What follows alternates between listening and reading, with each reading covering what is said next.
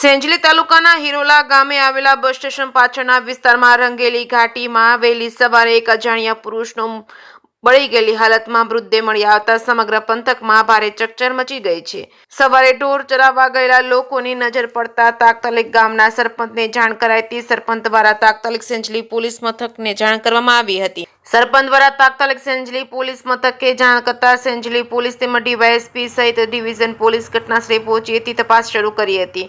આ બનાવ અંગે દાહોદ એલસીબી, એસઓજી, ડીવાયએસપી સેંજલી તેમજ ફતેપુરા, લીંબડી, ઝાલોદ, ચાકલિયા તેમજ સુખપુર ચાકલિયાના પીઆઈ તેમજ ડિવિઝન પોલીસ સ્ટાફની અલગ અલગ ટીમો બનાવી તપાસ હાથ ધરવામાં આવી હતી. જેમાં સૌ પ્રથમ પોલીસ દ્વારા અજાણ્યા વ્યક્તિની ઓળખ શરૂ કરાઈ હતી. મરણ જનારના હાથમાં રહેલા કડા અને ઘડિયાળ તેમજ ટેકનિકલ તેમજ હ્યુમન સોર્સના આધારે તપાસ કરતા મરણ જનાર વ્યક્તિ રોયલ કીર્તન લંબાના મૂળ રહેવાસી કારઠ અને હાલ ગોદી રોડ દાહોદ હોવાનું સામે આવ્યું છે. મરણ જનારની ઓળખ થતાં જ પોલીસ દ્વારા મૃતકના પરિવારજનો સાથે પૂછપરછ હાથ ધરી હતી. જેમાં સગા ભાઈ અક્ષય બલાનાની હલનચલનમાં શંકા જતા પોલીસ દ્વારા સગા ભાઈ અક્ષયને વધુ પૂછપરછ કરી. જેમાં શરૂઆત સમયે પૂછપરછ દરમિયાન અલગ અલગ વાતો કરી કોઈ સંતોષકારક જવાબ નહીં આપતા પોલીસ દ્વારા સઘન પૂછપરછ કરાતા અક્ષય ભાંગી પડ્યો હતો. તેને ગુનાની કબૂલાત કરી હતી. મરણ જનાર રોયલ લંબાના જે મોત શોક કરનાર વ્યક્તિ હતો તે અવારનવાર ઘર કંકાસ કરી ઝઘડો અને તકરાર કરતો હતો. અમુક વાર ચોરી કરી પરિવારને માનસિક રીતે ત્રાસ આપતો હતો. હાલમાં થોડા દિવસથી મરણ જનાર ફોર વ્હીલ ગાડી લાવવાની જીદ કરી પોતાના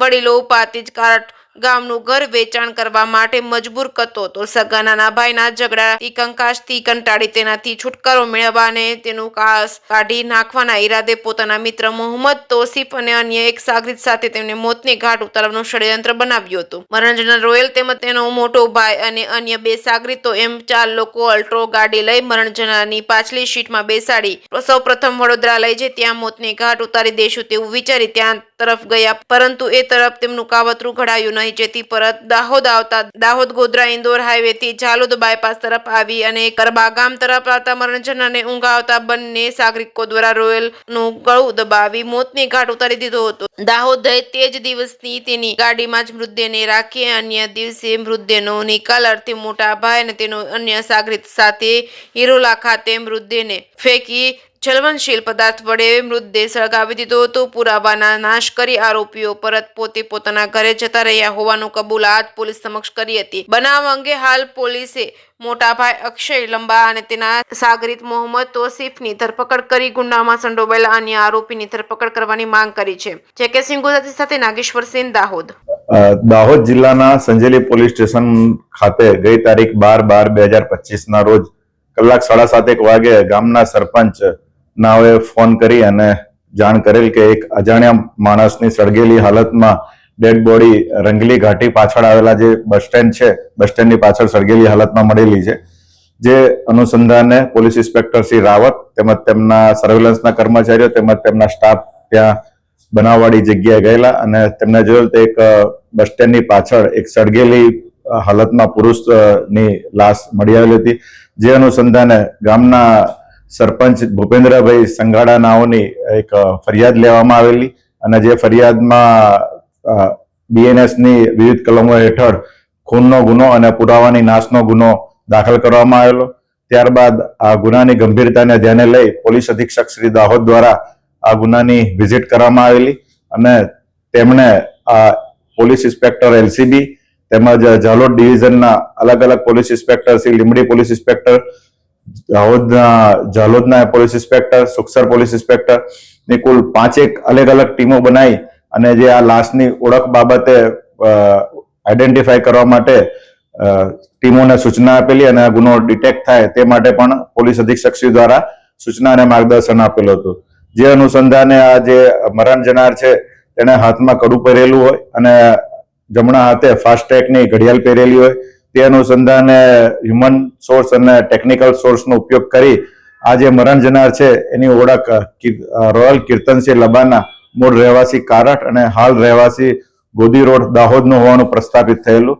જે અનુસંધાને તેમના અલગ અલગ પરિવારજના સભ્યો તેમજ તેના મિત્ર વર્તુળોને પૂછપરછ કરતા દાહોદ જિલ્લાના જે પોલીસ ઇન્સ્પેક્ટર એલસીબી તેમજ ઝાલોદ ડિવિઝનના અધિકારીઓએ અલગ અલગ ટીમો દ્વારા ટેકનિકલ તેમજ હ્યુમન સોર્સનો ઉપયોગ કરી તેમના પરિવારજનોની કડકાઈથી પૂછપરછ કરતા આ કામે જે આરોપી છે નો ભાઈ અક્ષય કીર્તનસિંહ લબાના પૂછપરછમાં તૂટી ગયેલો અને તેણે આ ગુનો પોતે આચરેલો હોવાની કબૂલાત કરેલી હતી.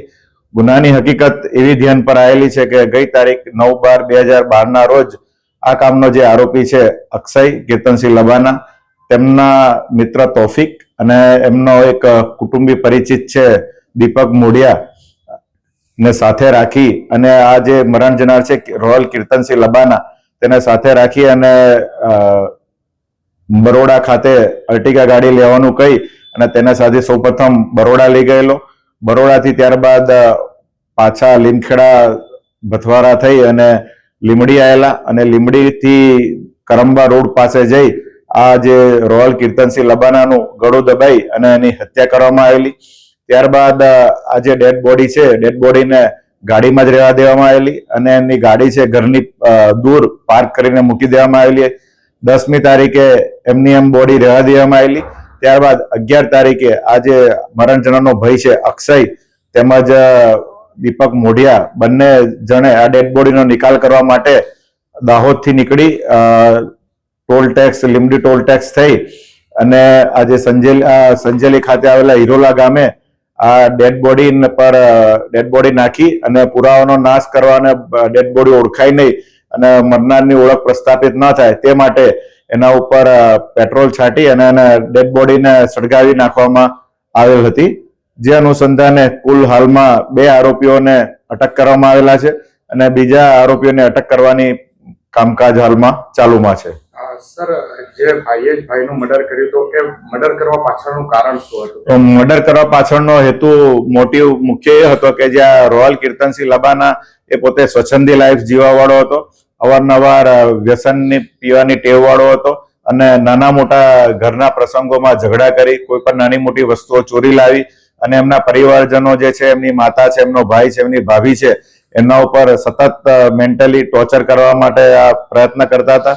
તેમજ છેલ્લા 8-1 દિવસથી એને પોતાના મોબાઈલમાં સ્ટેટસમાં કે ભાઈ હું અર્ટિગા ગાડી લાવવાનો છું તે પણ હકીકત જાહેર કરી અને પોતાના પરિવારજનોને અર્ટિગા ગાડી લેવા માટે પોતાનું જે લીમડીનું કારટ ખાતેનું મકાન છે, જે એમના વડીલો પાર્જિત મકાન છે, એ મકાન વેચી મારવા માટેનું પણ એમના માતા અને એના ભાઈ છે એના પર સતત પ્રેશરાઇઝ કરતો હતો, જેથી એમના ત્રાસને કંટાળી જઈ એમને એમના દીકરા અને એમના જે મિત્રો છે એમને સાથે મળી અને રોયલ કીર્તનસિંહ લબાનાનું ગળું દબાઈ અને મર્ડર કરવામાં આવેલ છે.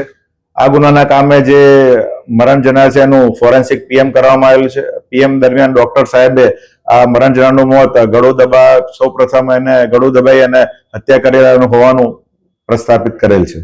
સર, આ જે મૃતક છે તેનો કોઈ અગાઉનો કોઈ ગુનાહિત ઇતિહાસ ખરો?